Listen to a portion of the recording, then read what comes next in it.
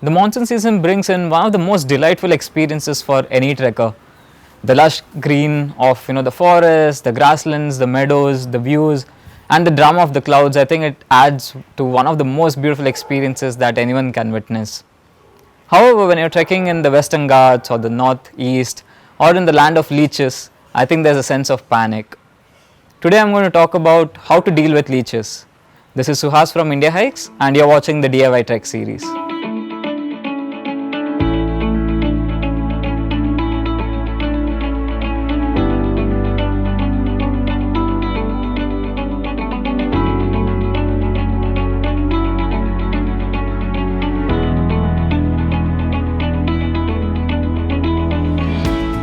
The first point is prevention before you start on the trek. Now, these are few tips that I want to share from collecting from our team members, our experience of trekking in the Western Ghats, and from my own personal experience. The first thing is, you can apply a good amount of Dettol or Savlon before you go on the trek. Apply it on the exposed part of your legs, your socks, to make sure that it helps you a bit. The second point is something that I've seen locals try out. A mix of tobacco and oil is something that you can try out. The third one is rubbing lemon on your legs before you start the trek itself. There's another fourth interesting thing that I've seen. I think recently we get these anti-leech socks, or people wrap around their own legs with a piece of plastic. But having said all these points, I would want to say that these are all temporary fixes. It's not something that you can say that 100% it's going to ensure that leeches don't come. Unfortunately, if you're trekking during the monsoon season, you will have leeches, and that is something you have to live by it. There is another point which you would actually hear about a lot, is about sprinkling salt or using fire. Now, these are two things that I will say don't do.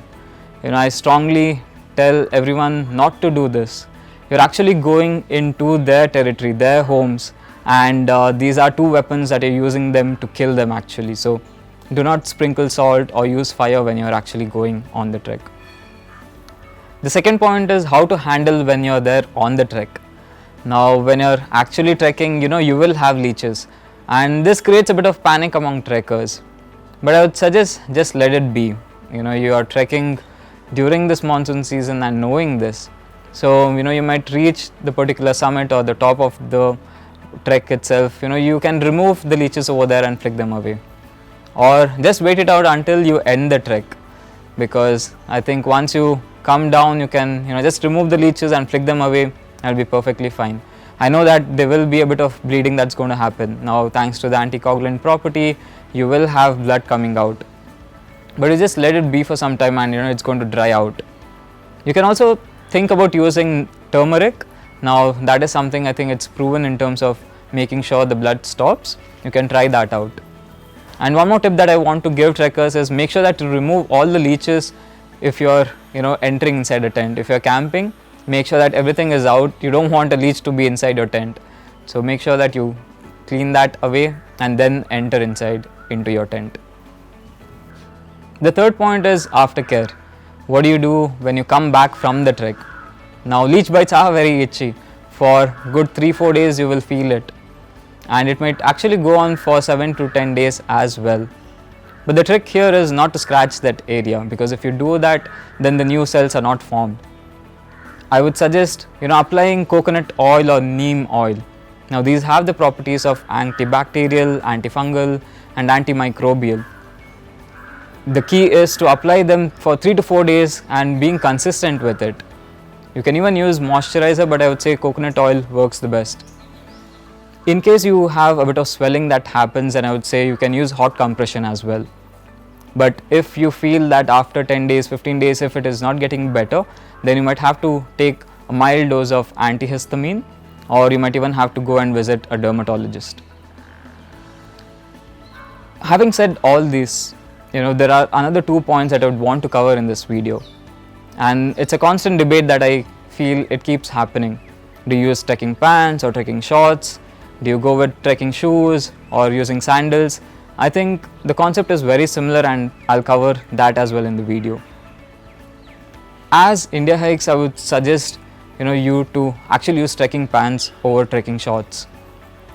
Now, when you're trekking in the Western Ghats or anywhere, I think you will have thorns, you will have those blades of grass that actually can cut your legs, and we don't want that. It gives you a good addition of protection when you're actually trekking. Now practically, when you actually think about trekking shorts, yes, we do agree that you will be able to see the leeches coming perhaps, and then you can just take them out, pull them out, and then flick it away. But this added protection is something that we would actually recommend trekkers. It's a constant debate. I think there is no right or wrong in this particular thing. It holds true for trekking shoes versus sandals as well. Now trekking shoes gives you the additional grip, you have more balance, you have the ankle support as well. So in terms of safety, a trekking shoe is always better. With respect to sandals, it's again the same concept where you can actually perhaps see the leeches coming, and that is how you'd be able to know that okay, the leeches are there. Having said all these, I would suggest everyone to go with the right spirit. Just let it be. You enjoy the whole trek itself. When you're trekking during the monsoon season, this is something that you will know that you can expect. Don't look at the small leeches over there. Enjoy the whole experience that you're going to get. The lush green forests, the meadows, the valleys, the grasslands. I think these are something that you go for when you're trekking during the monsoon season. And this is something that you'll experience once in a lifetime as well perhaps. So go with that right spirit and don't worry about the leeches. If you have more tips on how to handle a leech, you can actually drop a comment over here. And if you want to know more information about how to go and do a trek on your own, you can always write to me. You can send an email to suhas@indiahikes.com and I'll help you out. Make sure that you hit the bell icon so that you get all these notifications of more information related to trekking, about the trekking world itself, and do follow us on Instagram and LinkedIn because you will be updated in terms of what's happening around the trekking world.